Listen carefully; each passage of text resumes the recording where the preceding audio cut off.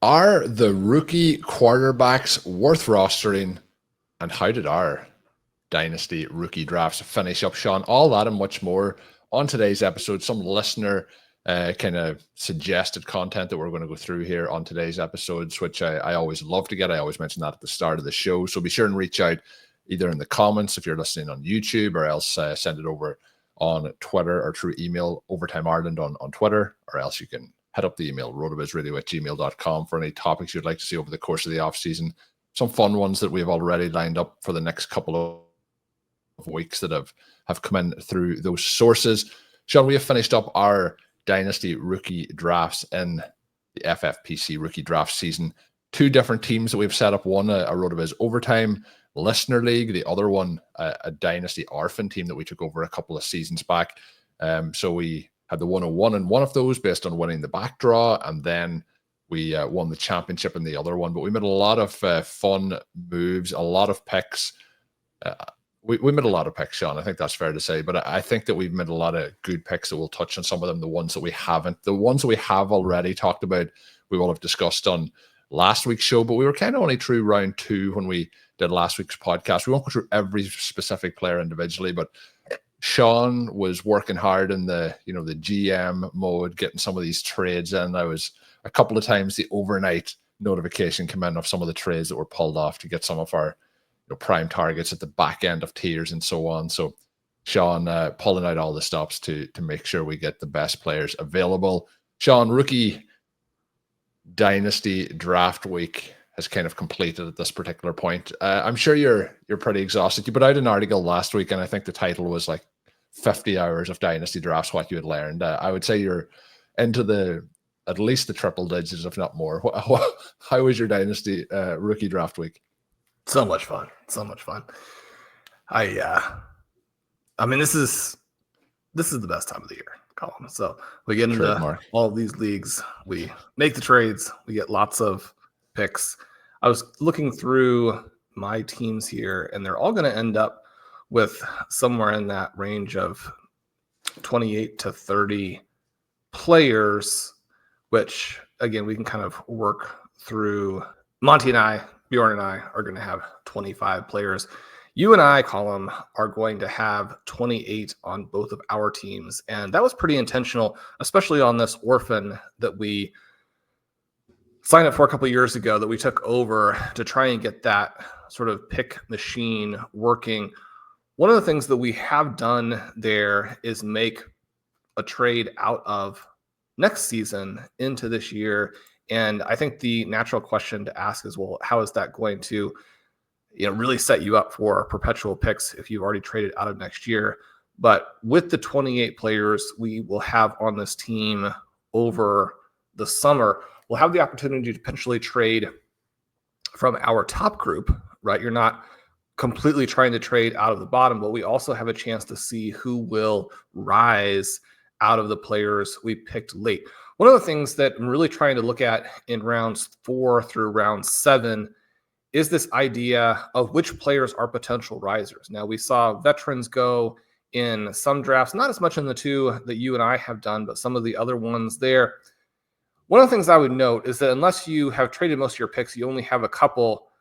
The veterans, especially guys that you wouldn't want to start, probably don't do a lot for you, right? I would avoid the veteran picks as much as you can, simply because their chances to rise in most cases. Now, obviously, we've gotten an interesting trade where George Pickens goes to the Cowboys. That opens things up for a couple of receivers behind him. And yet, does it really? I mean, one of the reasons that DK Metcalf and George Pickens are so inexpensive is that the offense didn't look like it could support both of them. Certainly now that you have Metcalf and Pat Freiermuth really as the frontline guys, and this gives an even greater chance for Caleb Johnson and Jaylen Warren to really put up numbers as runners. Do guys like Roman Wilson, Calvin Austin, do they suddenly have anything more than, say, last round best ball value? Because that doesn't really help you very much, either in terms of generating future trade value or getting a guy that you can put into your starting lineup here. Now, that doesn't mean that those picks will not work out. I'm just kind of thinking through what we're trying to accomplish with late picks. which is to hit on players who have interesting profiles, could be risers. Colm will probably go over a few of them today. Yeah, we will. I'm going to go through some notes as we go through today's show, Shawn. The player that we did finish up one of last week's episodes where we're going to make the pick at the 201 was Jaden Higgins. We selected him. Interesting, over the last couple of days, he signed his rookie contract, and he's the first second round player in NFL history to have a fully guaranteed contract. So that may end up meaning nothing, but I think the team may also like him, and getting the fully guaranteed contract's a good start for his situation with the Texans. I'm excited to see how that plays out, Shawn, over the course of the next 4 years for that rookie contract, because he ended up being one of my most drafted players throughout the last week or so. Moving into some of the other players to fit into the listener question that came in, it was from T-Bam over on YouTube. He's talking about the rookie quarterbacks. Are they actually worth rostering? And I think we could probably fit this in with Derek Carr, because Shawn, I think, is a long-time Derek Carr supporter. People will recognize that. And he unfortunately has announced his retirement from the NFL, shoulder issues, decided against having future surgeries, which would have been the case for him to get back this season. So with that news being factored in, then we have a situation where they did take Tyler Shough in the NFL draft in the second round. And we've talked a little bit about him on the previous shows, and not really been a fan of him as the pick for the Saints and then as a rookie draft pick. But obviously the news has changed, Shawn, over the past kind of half a week. What is your thoughts here now, specifically on Shough and the situation for year one, when we're looking at that conversation around making a pick in the draft here and then gaining value? Like, he certainly gained some value prior to where he was last week, but is it value that you want to add to a roster, or is it value where it feels like it's going to be something big, but it's, when this box is open and we see him playing quarterback in the NFL, it's maybe not going to hold that value very long? Yeah, I think anytime that you don't have a guarantee that the QB can't play, right? So this player comes into the NFL with an incredibly poor profile, to where he probably should have gone undrafted. I mean, I think you could make the argument this is the worst pick in the last decade of the NFL. And yet, even with that, and even with knowing that he failed on the college field, there's still always that possibility that a guy will come in, that a new coaching staff will help him fix some issues, that continued work, because many, if not the vast, vast majority of these guys are working very hard on their craft, and that's across all positions. Maybe you get in a better situation where you have better blocking, you have better receivers, things are unlocked, and then you're off to the races. I think the problem here is simply that, he's going early in round 3 of these FFPC rookie drafts, the Triflex format. That's ahead of guys like Dylan Sampson, Harold Finn, and Terrence Ferguson. The players we love there. It's obviously way ahead of guys like Jalen Royals, DJ Giddens, Jarquez Hunter. Io Manor, certainly well ahead of Chiefs running back and Rashard Smith. It's ahead of an interesting guy in Trevor Etienne, like a full round, right? When you're looking through the Saints situation, it's so bizarre and it's so unfortunate for them, because you actually do more or less know that the two backups that he'll be competing with can't play.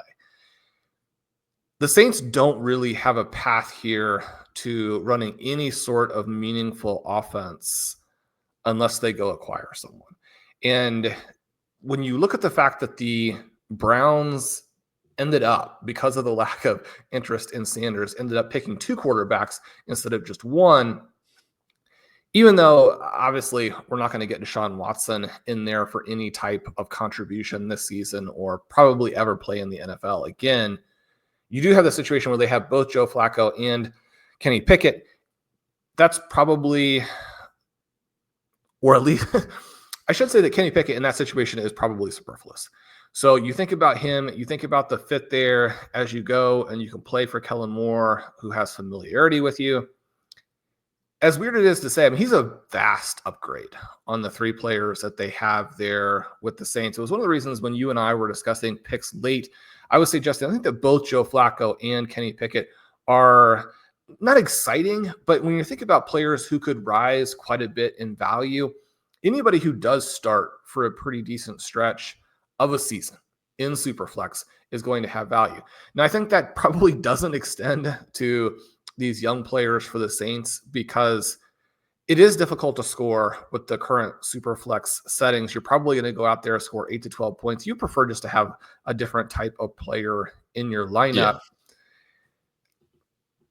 And I think you could make that case also about Pickett and potentially Flacco with the Browns. But we did take Flacco with one of our picks. We did trade out of the pick that we might have used on Kenny Pickett. It's just a rough situation where, I mean, the Saints more or less need to tank for the next 2 years, if not more. They needed to use that pick in a very different way. It's very, very, very bleak out there in New Orleans. You have Derek Carr essentially taking the same route that Sean Payton took, which was to say, I would rather retire than stick it out in this current environment. I think as well with the way the contract situation will play out over the course of this, with him not being on injured reserve this season, is a positive for the Saints with how the transactions and things will play out. That would have been kind of worst case scenario for them, that he sat around this season if he didn't recover and then was on injured reserve taking up the salary. But when we look, Shawn, you mentioned we did draft Joe Flacco, somebody who we feel may pick up that value if he's the starter for the Browns, for example, heading into training camp, into cut downs and so on, and maybe even somebody who could be used on the roster itself. When we look back to, he's a long way, Shawn, at this point from being a rookie quarterback. But the rookie quarterbacks that we did draft Jalen Milroe. We've talked about him quite a bit over the course of the last 2 weeks or so. But Dillon, Gabriel, another one for the Cleveland Browns, going very late. We picked him at the 602 in the draft that we did select him. That draft that we take Joe Flacco for reference, take him at the 609, but Dillon Gabriel did go in that one at the 401. So a wide range of factors of where he's been drafted, quite often been drafted after Shedeur Sanders as well. So I've picked him up. Both of those two guys, in fact, and some of my solo drafts, I've been kind of trying to target to get them in as many situations as I can. Are they two of the rookies, Shawn, that and then we'll start to talk about the guys who went much earlier and likely could start along with the likes of Shough, Gabriel and Milroe. Are they worth rostering in your opinion? I know the answer here is yes, but do you want to give the pitch for them? Well, Milroe is someone that I've been taking in most of these leagues because the big difference there, I mean, you think back to a couple years ago where everyone wanted to take Anthony Richardson early, and we said, it's not that couldn't work out. It obviously could. He was drafted in an area where he's going to get a lot of chance to show what he can do. He's played now for an extended stretch, and it looks like he probably can't do it, although he'll have a third shot at it this season where he'll be competing with two guys who are very similar in Daniel Jones and then Riley Leonard. Riley Leonard is the guy that I would have really liked to have seen the Saints pick. You have more success in college. You have lots of tools. You are an elite runner. Those are the things that would make you interesting, not just for a reality team, but also for the fantasy squads if you're out there actually able to play. Jalen Milroe is just an elite athlete. Not necessarily the same full spectrum size athletic profile of an Anthony Richardson. But when you look at what he was able to do on the college field, when you look at the times for simply the straight line running, when you get out there in space, how quickly can you get down the field? Milroe probably a little bit better. You get that within the context of not having to pay a top 5 rookie pick, where Colm, it's not that you can completely control these things. Obviously, anybody can miss. But when you have that top 5 rookie pick, you really want to take someone who is as close to a lock as you possibly can get to go out there and put up massive points. Obviously, the two guys that we were really recommending at that point in that season were Jahmyr Gibbs and Jaxson Smith-Njigba. Gibbs, obviously, right from the get-go, looked like an absolute superstar. And then in the second half of last season, sort of elevated to this crazy plane that we hope to continue to get production from him and just the highlights from him at that level as we go forward. JSN made the jump this last year. I'm actually a little bit surprised his ADP is so rich going into the 2025 season. The players who are going early in this draft, I think we can feel similarly, if not in some ways more confident about. But then once you get past that tier break that we've discussed so frequently on the shows, Milroe becomes very, very interesting, specifically because, again, that fantasy scoring profile, if he does hit, has so much upside, right? If he does hit, he's going to be more valuable than Cam Ward. He's going to be more valuable than Jaxson Dart. That's what you're looking for from that area of the draft. Now you flip over to Dillon Gabriel and you're getting something different again, right? You're probably getting one of these guys who can be in that QB 15 to QB 25 sort of range. It may be the case that never really moves the needle for you on any of these teams. We've talked on some of the shows about how you don't even necessarily have to play a QB in the Superflex, certainly in the RV Triflex formats. There are some formats, and we've talked about those in the show. We've got some great listener questions about them, where it's essentially 2 QB. You'd have to approach those a little bit differently. But in this format, you can play a non-QB in the Superflex. Monty and I won our title last year going that route. It is very, very viable. Maybe you never want Gabriel for that.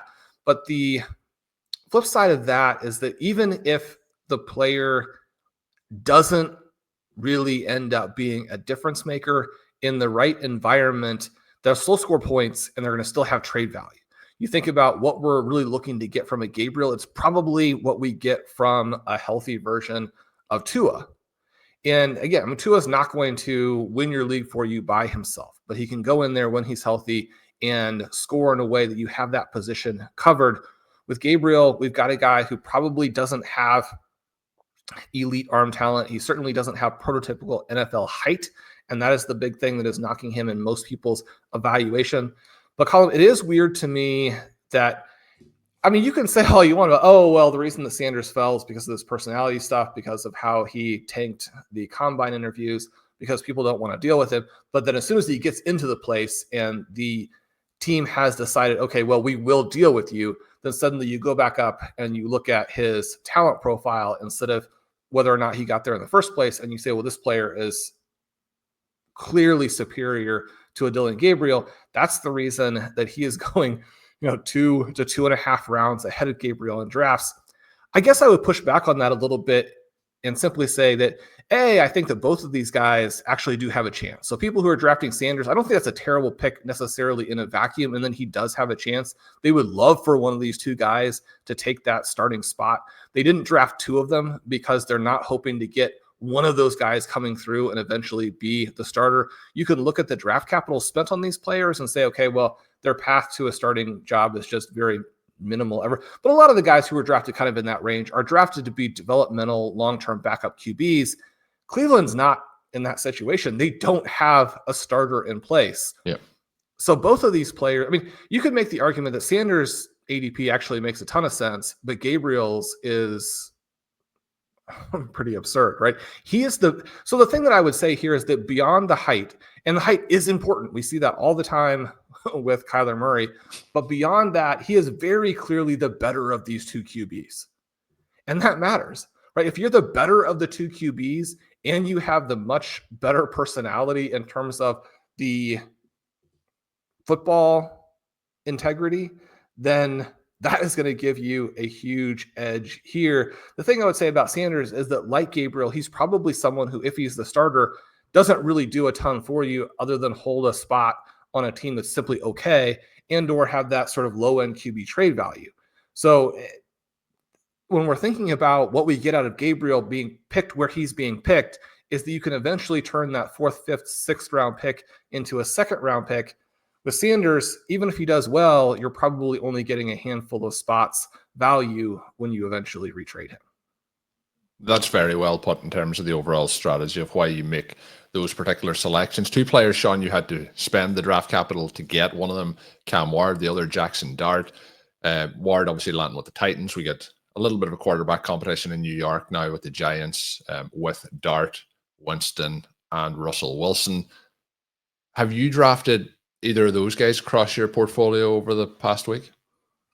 Well, Ben and I had Ward fall to us at the 9 spot. And I mean, we really like a lot of the guys in that group of players who were going in the early second, that group that includes guys like Higgins and Scadaboo and Tootin. But with that pick in that range at 9 and having had a team that has had some QB issues and is actually a team with Derek Carr. And so it ended up, that transaction occurred ahead of the retirement, but it was nice to go ahead and have that, especially in lieu of what would subsequently happen. We went ahead and make that pick. I do think that Ward in that 5, 6, 7 range is a little tough. I think that once you get into 9 and Harvey and Judkins are both gone, it becomes more or less a no-brainer. I like him in that range. There are some teams where we had a shot at Jaxson Dart in kind of that 201 to 203, 204 range. Didn't take him. I think there's a decent chance that we regret that. At the same time, one of the things there is that I do think you mentioned Jaden Higgins kind of at the top of the show. I think he's easily the most undervalued player kind of in the first 3 rounds, where he's often going in that 204 to 206 range. He should be going like 109. It's hard for me to take Dart over Higgins, but in a couple of these drafts, my co-managers actually liked someone else like a Luther Burden even more. If you want Jaden Higgins over Dart and your co-manager wants someone else over Jaden Higgins, then it's hard to get back around to Dart. Got a question for you on the Dart side. Would it take Milroe? Yeah, my question was going to be, if both of those guys were available at the 209, which side of where's the click going? Are you going for Milroe or Dart? I think you probably take that early path. I mean, the thing with Dart is just that I do think that we're going to see Malik Neighbors in this group with Jamar Chase and Justin Jefferson, where you just feel very comfortable saying, okay, like these are the 3 guys. I mean, these guys are separated. You don't even necessarily have to be good to have fantasy value as their quarterback. Right. I mean, we saw what happened last year with Sam Darnold. We saw what happened in that game. I was setting you up for that. I mean, Drew Lock had like a 37-point game because he managed to successfully dump the ball off to Malik Neighbors. And then Malik Neighbors did like bumper cars and then an elite 40-yard dash and then some more bumper cars. And I mean, Jamar Chase and Justin Jefferson, I mean, it's almost impossible to think of a receiver being better than them. I think that Justin Jefferson, with what he has dealt with QB-wise, it's very clear. You can, even with what Jamar Chase did last year, you can be a little bit skeptical of / frustrated with what he did in between his rookie season and last year. And Malik Neighbors has a chance to be better than those guys. Now, he does need a little bit of QB play to accomplish that. So we hope that Jaxson Dart comes out and plays competently. If he does, he's going to score some points. If he does, Malik Neighbors is going to look unreal. And partly, just like if I had that pick today, I would take Jaxson Dart to get a little exposure because I'm very, very high exposure-wise now on Jalen Milroe. I do think if you remove a little bit of that, then again, I mean, Seattle's very high on Milroe. They can get out of the Sam Darnold situation. It will still have been one of those things where it was a silly expenditure. But, I mean, they really have structured this probably even more effectively than what the Falcons have done with Kirk Cousins. And, I mean, the thing with Milroe is that his upside for them is greater than the upside of a Michael Penix with the Falcons. They probably want him to win that job right now. They would need him to be an effective QB. It's not like they're going to tilt it in his favor too quickly or anything like that. But I mean, Milroe is probably going to be the starter there at some point. I think that he'll probably hold on to the job, and he's going to score a ton of fantasy points during that stretch where he is starting in Seattle. So we're going to finish this up, I think, pretty fun, Shawn, by looking at some of the picks throughout the rest of our draft after the first 2 rounds across both teams. And I want to set it up and let you talk about whatever players you wanted that we drafted. But across those 2 drafts, Harold Fanning was somebody that we drafted on both rosters. Pat Bryant's on both rosters. Rashad Smith is on both rosters. Jaylin Lane's on both rosters. Keandre Lambert Smith is on both rosters. So we have some crossover. We have some other later picks as well that don't show up on both rosters, but could be still pretty exciting names. But they're the names that we have across 2 drafts, all those guys that were obviously prime targets for us. Which of those guys do you want to talk about? We might talk about 2 or 3 of them. So which is the most excited for Shawn Siegele? Well, I think, Colm, that a lot of the listeners know at this point, why we like the guys like Fannin and Brashard Smith. We've talked at decent length about Pat Bryant. Yeah. Let's jump into some of these. And I have to say, it was a lot of fun to have this one draft where it wasn't just that we had traded for a pick that became the 101. Ben and I had a trade that got us the 101. Blair and I had a trade that got us the 102. You and I, as you mentioned at the beginning, we won the back draw. And that meant that not only did we have the 101, but we had these picks early across the whole range. And it made a big difference, right? As opposed to fighting to get in position to take Jaden Higgins, we were just able to take him there at the 201. Instead of, having to fight to take a Harold Fannin, we were just in position to get him there early in the 3rd. Then when you have the guys who are probably mid-3rd round picks, or maybe even early 3rd round picks on your own board, fall into round 4, you can grab him. This was a shot that we had to get Dylan Sampson, who, yes, is blocked by Quinshon Judkins, but was a very, very interesting running back prospect in his own right. When he falls to the 401, which is about a half a round below where he's normally going, we go ahead and grab him there. We don't have to trade back in to do it. We do go ahead and trade back in to take a Brashard Smith at the 403. That's someone we wanted in every draft. You end up even then in round 5, and you have that pick coming back through, and it's Trevor Etienne, someone who was going early in 4. Now, when I say these ADPs, they're with the veterans removed. And in some of these drafts, you do have veterans who are pushing them down. In this particular draft, we had Jalen Coker go in the mid-3. We had Xavier Leggett go at 310. Deontay Johnson, as you mentioned, go in the middle of 4. So, and then Ben Sinnott go at the 410. So that pushes ETN down. That's perfect for you. You're sitting there, and it's one thing to keep in mind as you're trading for picks, that round 5 pick could be someone like Trevor Etienne. And Colm, one of the other things that happened this past week is that transactionally, my understanding is that Jonathan Brooks is going to be out. I mean, Trevor Etienne is actually in a very good situation there with the Panthers. He should not be falling anywhere close to that range.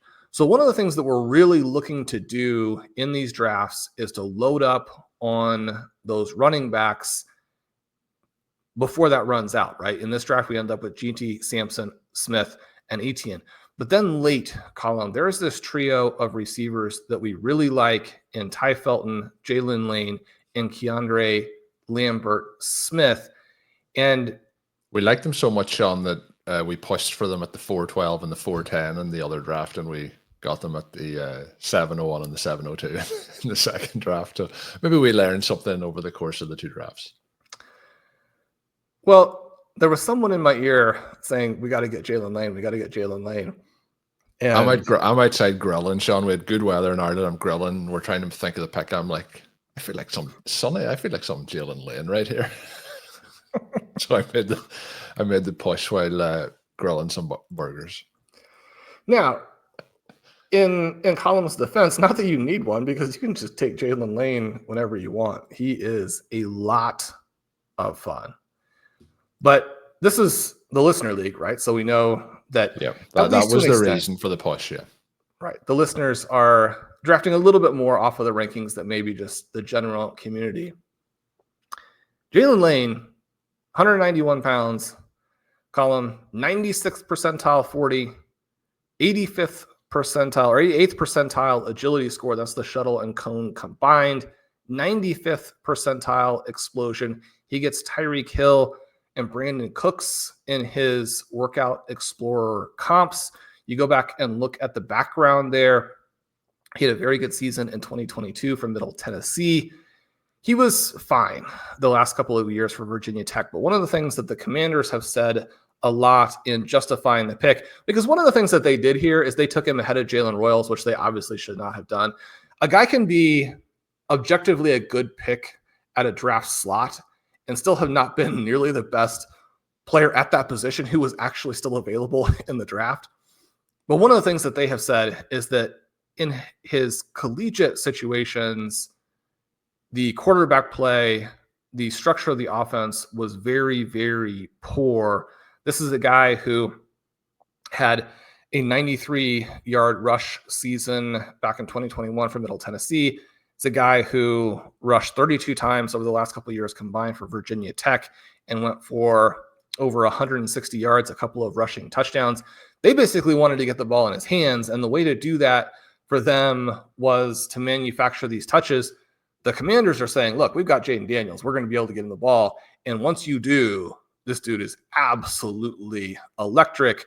One of the things, Colm, that you and I have talked a little bit about, one of the reasons that I have him ranked pretty aggressively is that the Commanders' front line receiving weapons in Terry McLaurin, Deebo Samuel, and Zach Ertz are either old or washed or both. Both. And so we want to consider how quickly a player like Jaylin Lane could actually be a big part of this offense. Now, maybe not quickly enough to actually get anything back for him Shawn, before cutoffs. And another situation here with Lane at a very low cost. Like, it's really costing you very little to get him into the situation to try and pair a wide receiver with Jaden Daniels, which I think the upside of this pick makes it very much worth it. And you get a 2-round discount then later on in the draft, or a 3-round discount, even better. Well, it is interesting because generally you could get him in the 7th round, but we didn't want to. We didn't want to get sniped in this listener league, so we took him where we think he actually should go, which is early, right? Tai Felton in a slightly different situation because he is drafted into an offense where, as opposed to the frontline guys being old and or washed, I mean, you're being drafted into Minnesota, and so you've got these 3 superstars. There probably isn't volume for you there.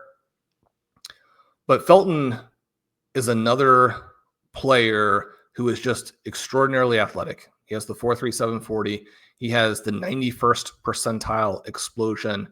The Workout Explorer basically likes him as like a bigger Emmanuel Sanders or a more explosive Garrett Wilson. Again, these are physical comps, not necessarily production comps.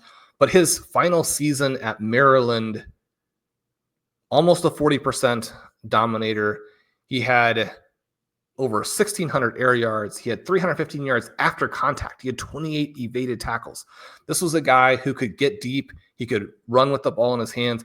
You're talking about somebody who, again, probably should have gone earlier in the reality draft, did go early enough that if he weren't blocked by these other players, this guy here would be the trendy, exciting, sexy pick.